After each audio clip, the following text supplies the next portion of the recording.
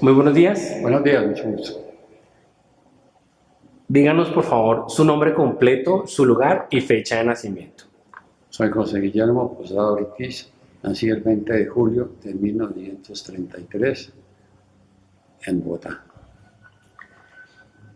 Cuéntenos, por favor, un poco de cómo estaba conformada su familia antes de la Guerra de Corea. Hábleme de sus padres y de sus hermanos. Mi papá, que se llamaba Alfredo Posada Ortiz, ya muerto. Mi mamá, María Teresa Ortiz de Posada. En ese momento, la familia, fuimos siete hijos, el cual yo era el tercero.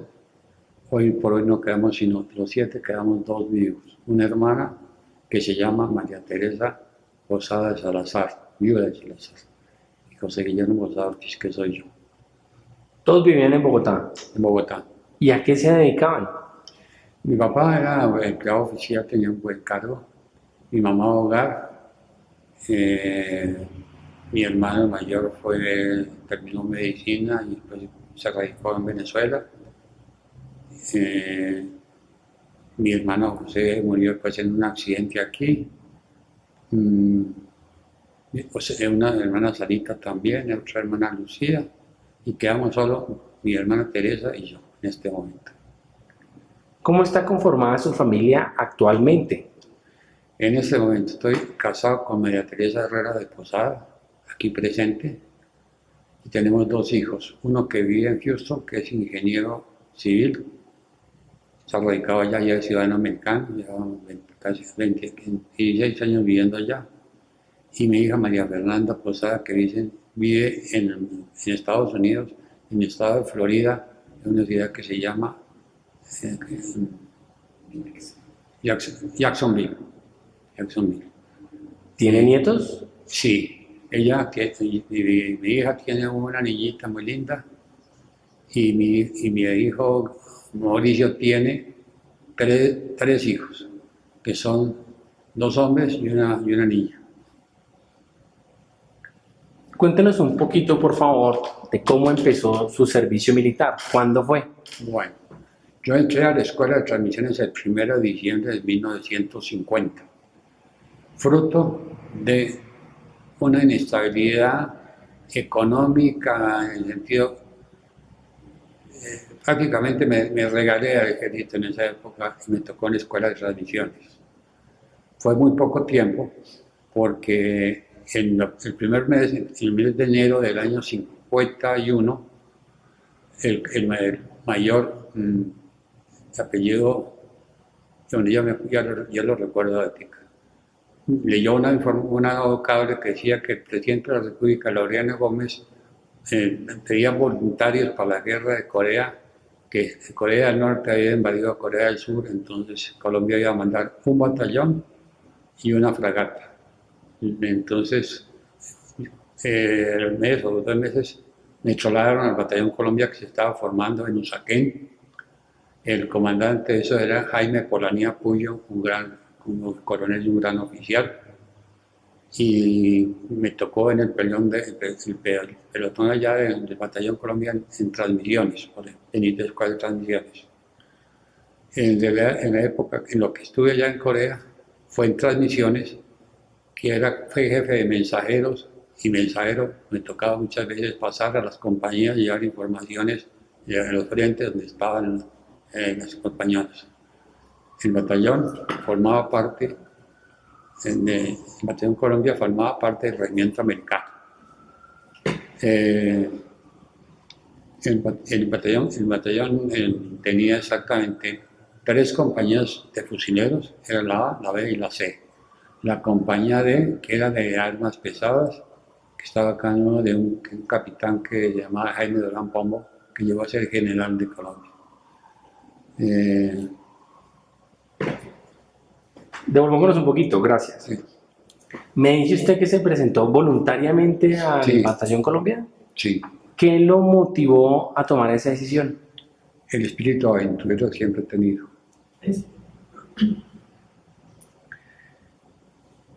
¿Cuál fue la reacción de su familia cuando usted les compartió y les dijo que se iban para la Guerra de Corea? Mi padre me dijo una cosa que la dijo de corazón, que cuando yo fui, ya estaba en el batallón Colombia, y fui a donde trabajaba mi papá. Me dijo, ¿usted qué hace aquí? Entonces le dije que me voy para Corea. Dijo, ¿y eso por qué? Y me elegí voluntario. Dijo, bueno, muy bien, mijo. Y dijo una cosa que dijo, papá era muy conservador. Dijo, si es que luchar contra los comunistas, bienvenido. Y me dio un abrazo. Creo que fue el primero y el único abrazo que me dio en la vida. ¿Sabía usted algo de la guerra antes de participar en ella? Mire, en el año de tercero de bachillerato estudiamos Asia, y yo sé exactamente dónde era Corea, y dónde era Japón, y dónde estábamos nosotros en Colombia. Y digo esto porque en realidad en esa época era raro que un soldado supiera dónde estaba parado, porque la mayor parte eran analfabetos. Ese era nuestro ejército de esa época. Mucha gente no tenía ni idea, ni había nombrado Corea. Alguien que le preguntaron a un soldado que por qué se había ofrecido para Corea, dijo que sí, que quería ir. Y él pensaba que era el barrio de las niñas alegres que había. ¿Recuerda usted cuál era la información que había en el contexto de Colombia o que la opinión pública sabía sobre la guerra de Corea? En la verdad, eso exactamente era mucha gente en Colombia no sabía ni dónde quedaba Corea. Ya por algunas informaciones de la prensa sabían que Corea del Norte había invadido Corea del Sur. Entonces, la Corea del Sur tenía influencia americana completamente, y lógicamente los coreanos de allá, los coreanos del sur. Y Corea del Norte, que era de influencia comunista, apoyados por la China y por Rusia. Cuénteme un poquito cómo fue ese entrenamiento previo a la guerra de Corea, ese entrenamiento aquí en Bogotá. El intento en Bogotá fue un entrenamiento relativamente fuerte, porque sabíamos que íbamos para la guerra, entonces eran caminatas muy fuertes. Inclusive me acuerdo mucho que teníamos en una parte entrenado que pasábamos con el fusil y con el armado y equipados avanzando por el suelo, y había una ametralladora .50 que disparaba a más o menos a 50 o 60 centímetros, ya que si no levantaba la cabeza, el mismo entrenamiento sabía que le costaba uno la vida. Fue un entrenamiento importante, y decían que la importancia del entrenamiento era hacer el entrenamiento tan fuerte que cuando llegaron a la guerra, llegaron a descansar en la guerra. ¿Cuánto tiempo duró ese entrenamiento? Eso duró exactamente como unos 3 o 4 meses, porque a Corea llegamos para celebrar el 7 de agosto en Corea, donde hubo una operación de patrullaje en Corea. Fue la primera actuación del batallón Colombia en el cual yo estuve. ¿Cómo fue ese viaje a Corea? ¿Cuándo fue? ¿En qué Eso época? salimos por Buenaventura en un barco de transporte militar americano, que el barco se llamaba el Aiken Victory. Un transporte que era como más o menos para 2.000 hombres. Nosotros íbamos 1.080 hombres colombianos.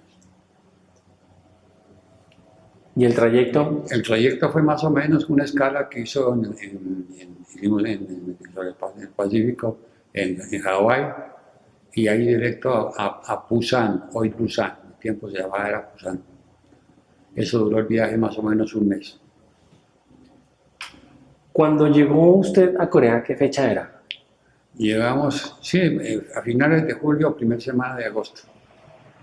Y cuando llegó, ¿cómo recuerda a Corea? ¿Cómo estaba? Sus ciudades, Sí, el llegamos pueblo. llegamos a Busan, que era el sur de la península cercana, y el viaje era más o menos en unos camiones militares hacia el norte, donde se integró el Batallón Colombia al un regimiento americano. Eso, el tiempo, eran las carreteras pues no pavimentadas y un poco rústicas.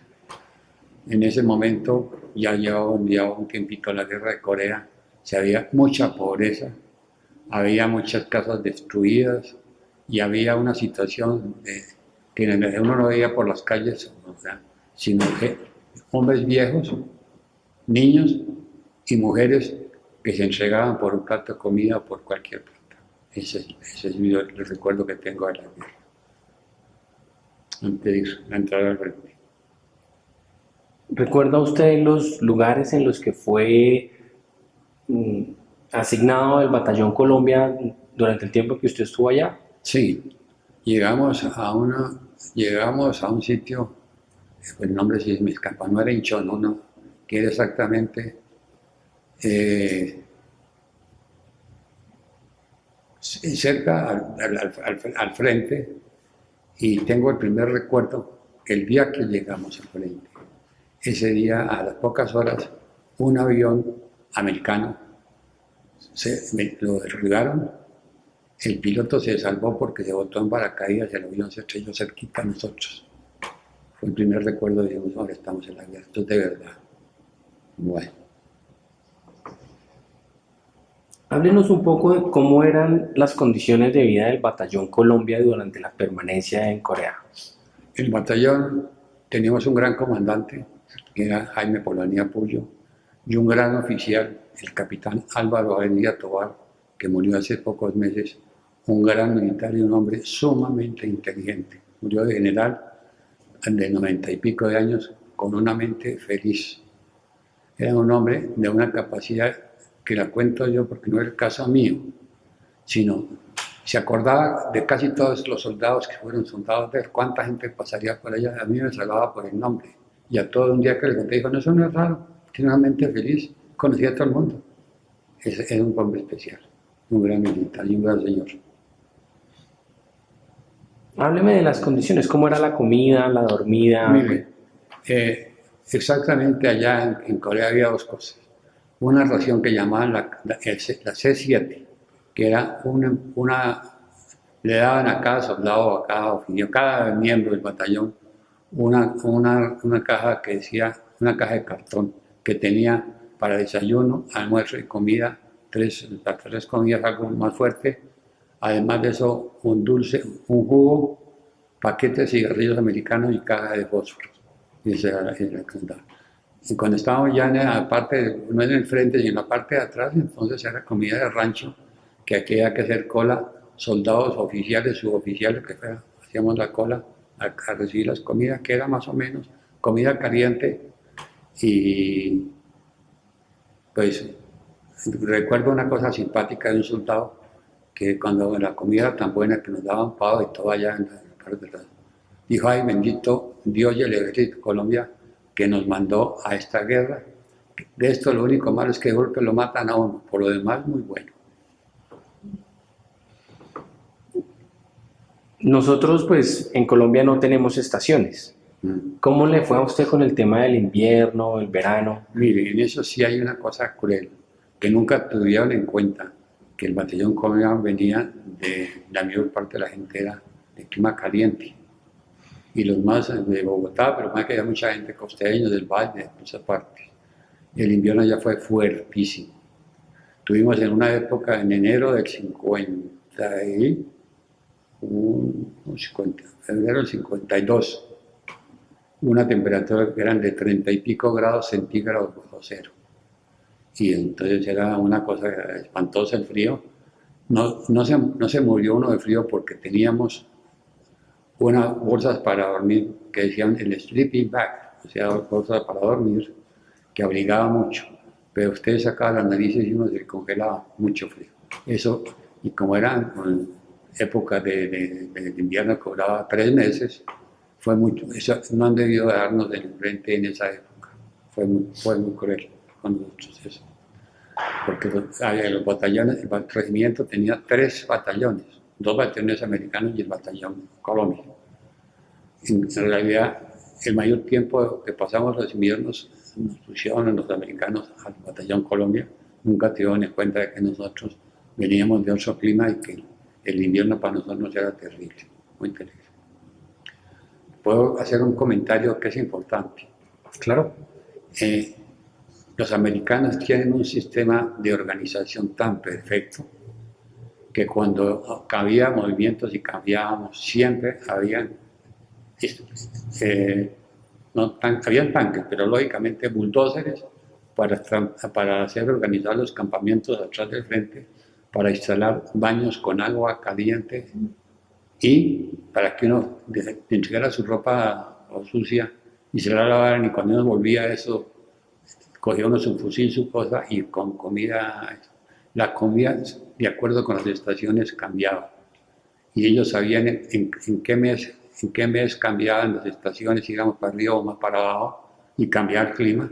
De acuerdo con el clima, la alimentación era completamente organizada con una organización perfecta de calorías y de cosas.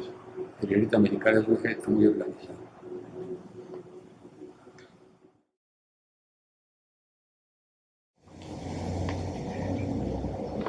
¿Tuvo usted posibilidad de comunicarse con sus padres a través del correo estando en Corea? Sí, han cambiado tanto las comunicaciones en esta época que en esa época una carta de allá para Colombia duraba más de un mes, casi 40, casi 50 días. Y de allá para acá, allá para allá, de Colombia para allá, más o menos, era más de un mes, medio largo. ¿Qué les escribía usted a sus padres? ¿Recuerda? Sí, cosas sin importancia como para que no preocuparlos.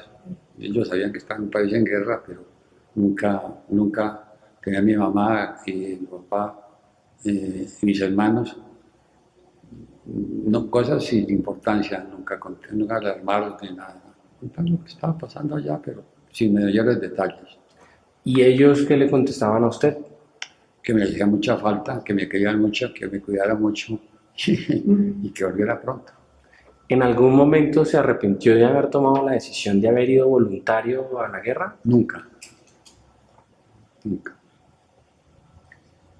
¿Tuvo usted posibilidad de relacionarse o intercambiar un par de palabras con tropas extranjeras Sí, o con tropas coreanas? sí. Había en los coreanos, allá, había un coreano que le decíamos Oscar, por el nombre, que hablaba muy buen español y conversaba mucho conmigo.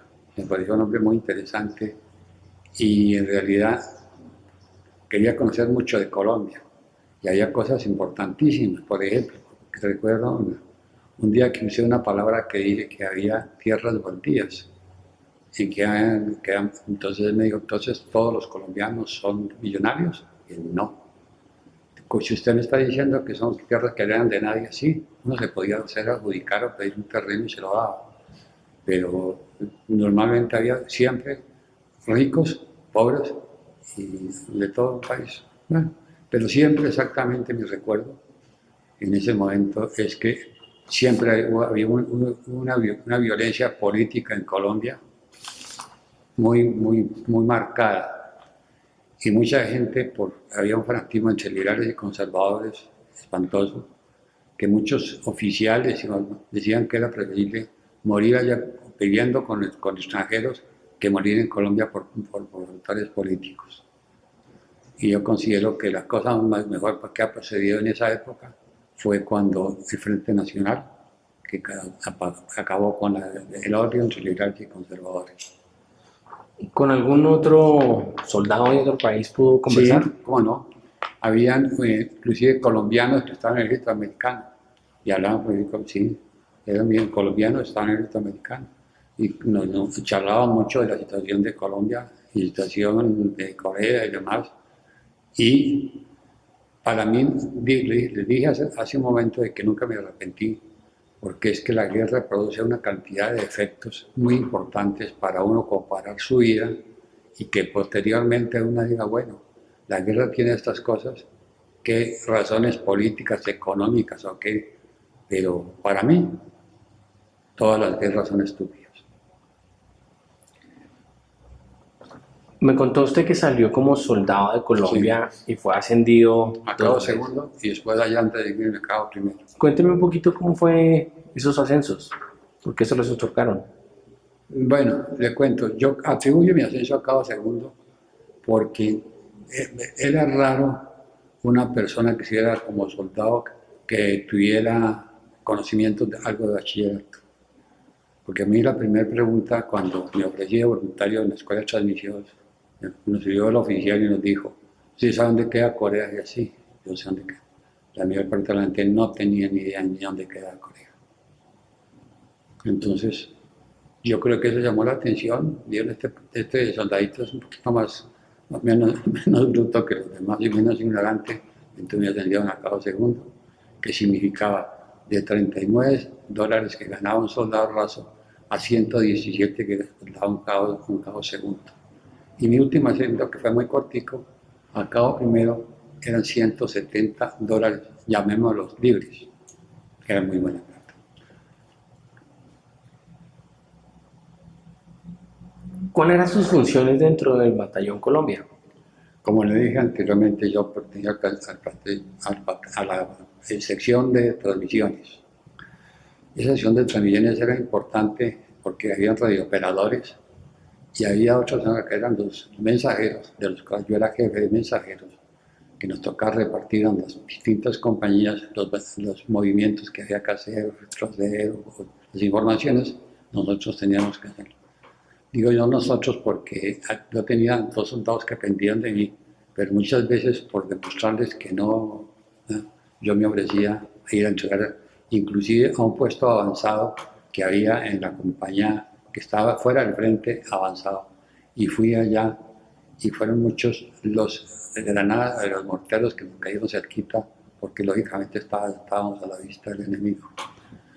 Y considero yo exactamente una cosa que la vine a apreciar fue después, porque el ejército americano tenía siempre avionetas altas que dirigían la guerra desde Corea, el enemigo no tenía ese sistema. Entonces yo considero que había infiltrados personas de defensa del norte cerca que transmitían muchas cosas. La prueba es que varias veces que nos bombardeaban el campamento donde estábamos, eso no podía ser sino dirigido las proximidades de donde caían las bombas de mortero, sino con alguien que la estaba dirigiendo, no era de la aviación, yo que era cerquita a nosotros mismos. Eso es lógico, que de golpe ellos nos caramba, para un lado la echaban para un lado, para otro. Eso, habiendo un cerro de por medio, eso era dirigido por alguien que estaba ahí, o sea, enemigos infiltrados. Es de pura lógica. ¿Cuáles fueron esos momentos más difíciles y peligrosos que usted tuvo que enfrentar en Corea? Mire, bueno, cuando salíamos a repartir que a veces queríamos salir del sur hacia donde al frente, nos perseguían dirigidos también morteros por camino iba cayendo mucho morteros por los padres. Y exactamente, ya en el frente yo quise estar, siendo que la mayor parte del tiempo los compañeros estaban atrás, a estar en el frente, sentir la sensación de... Entonces en el frente, en la compañía B, recuerdo yo que estaba varios días y una noche un tiroteo y en la casamata junto a nosotros había un cabo de apellido López, que nunca se me olvidará que lo mataron, Cabo López. Me impresionó mucho. ¿Qué hicimos nosotros a raíz de que han matado a Cabo López? Había bengalas y cosas, disparar, sinceramente, disparar a algo que no sabíamos dónde estaba porque no había una confirmación. Así a mí me preguntan que yo maté, yo puedo decir que sí o puede decir que no maté a nadie. Por eso. La verdad, los que más participaban en la guerra fueron los fusileros y una compañía, que la compañía A, que le tocó casi etapas más difíciles. Bueno, para mí la guerra fue una experiencia que no se me puede olvidar jamás, porque vi las mujeres prostituidas, los niños pidiendo limosna, los viejos, inclusive en el batallón tenía un señor que le decíamos Jacinto, que lavaba la ropa, nos lavaba la ropa a nosotros. Y alguien me dijo que era un hombre importante allá, pero que la guerra y la situación lo tenía, y por los viejos no podía ser soldado, y sea un hombre importante lavando ropa. Eso es uno de los contrastes de la vida. ¿Tiene alguna otra anécdota así que lo haya impactado, lo haya marcado significativamente? Bueno, recuerdo exactamente, estando en el frente, en una casamata, que había un muchacho que recuerda el apellido, que una granada lo mató allá, Eso fue recién, era un señor, muchacho de Boyacá. No me acuerdo, en este momento me acuerdo, me impresionó mucho, mucho. Entonces, para mí fue rarísimo una guerra que era una guerra de posiciones, marcaba un frente por posiciones, que los enemigos era artillería y los granos de mortera, porque el tiro directo, si le sacaba uno la cabeza, lo ponían, pero brutalmente las trincheras estaban para andar uno acurrucado, y no ponerse uno a curiosidad dónde está el enemigo, no se podía. Y más, yo participé, como estaba en la bicicleta militar que hice, en la ofensiva de octubre, que fue avanzar sacar hacia los coreanos del norte que estaban invadidos hacia el sur, hacia el norte, y sacarlos de Corea del Sur. Esa fue una operación que duramos de octubre, fue como de un mes más o menos, yo recuerdo. El batallón fue muy glorioso en esa operación porque nosotros llegamos prácticamente de una punta de lanza. Si llegamos de la parte, o sea que ayudamos a sacar a los coreanos del norte, allá eso lo hizo el batallón Colombia. ¿Encontró usted algún momento de paz o de tranquilidad en medio de la guerra? Sí, el ejército americano tiene cosas tan perfectas como 2 veces me escogían por no sé qué sistema, lo sacaban uno de Corea y lo llevan a Japón. En avión salía uno ya cerca y volvía, estaba uno, una cosa que llamaban ellos R&R, que era Repression and Recuperation, traducido en R&R. Exactamente era una estadía de 8 días en la cual de la plata que uno tenía, que siempre tenía uno plática en caja porque ya que gastaba en la comida. Yo, sin embargo, lo digo con orgullo, varias veces mandé plata por intermedio del contador a mi familia. Mi familia no era pobre, pero alguna calamidad yo he tenido siempre he sido responsable. Yo mandaba plata para Colombia, para mi papá y a mi hermano. ¿Fue usted herido en combate? No. ¿Recibió algún reconocimiento, condecoración por su servicio en Corea? Pues cuando volvimos aquí, a todos los que fuimos infantes, nos dieron una condecoración que era una cruz una medalla, no recuerdo, una medalla. Yo tengo esa medalla, la tengo en mi casa como recuerdo, de bronce, una medalla de bronce. ¿En qué fecha terminó su servicio en Corea? En agosto, septiembre del 52. Y cuando terminó su servicio, ¿qué expectativas o esperanzas le quedaban a usted hacia el pueblo coreano? ¿Qué esperaba que pasara con Corea y con la gente de Corea? Mire, me vine aterrado de ver la pobreza y un país acabado. No creo que era ninguna casa de 2 pisos, porque todo estaba hecho pedazos. Un país no había un edificio, no había nada completo, porque la guerra fue muy cruel. Y acabaron con todos los bombardeos, no había nada que valiera la pena. Era un pueblo que no valía nada. Posteriormente, que después de la acusación, que hoy volví 2 veces a Corea, invitaba una por el reverendo Moon, que pagó a un grupo de colombianos que fuéramos allá.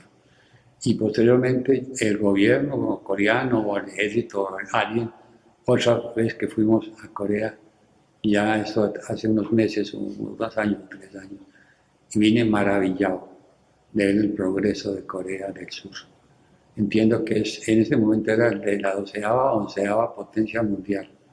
Y cuando estuve en Corea, Corea era más pobre que el pueblo más pobre de África. Ese es el cambio que hubo en Corea. Porque en Corea se dedicaron a estudiar y a progresar, y hoy por hoy es una potencia completa. Y puedo decirlo, que varias invitaciones que hicieron aquí, gente que vino de Corea, gente muy generosa y gente muy noble, que bien agradecidos con el Batallón Colombia, del cual jamás me arrepentí de haber sido miembro de ese batallón.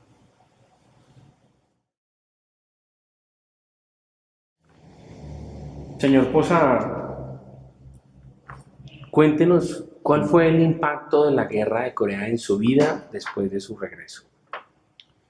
Grande, grande. Yo considero que si no hubiera estado en Corea, sería una persona completamente distinta. Tengo momentos en que recuerdo cosas tristes, pero siento que me fue benéfico porque disfruto de las cosas que de no haber conocido eso no me llamarían la atención. El calor de la familia, de la gente, el amor hacia el ejército, a la vida, y siempre considero de que mi fe católica siempre me ha actuado en mi vida. Yo soy afortunado, creo que en Dios ha sido, en muchas cosas, me ha favorecido en la vida.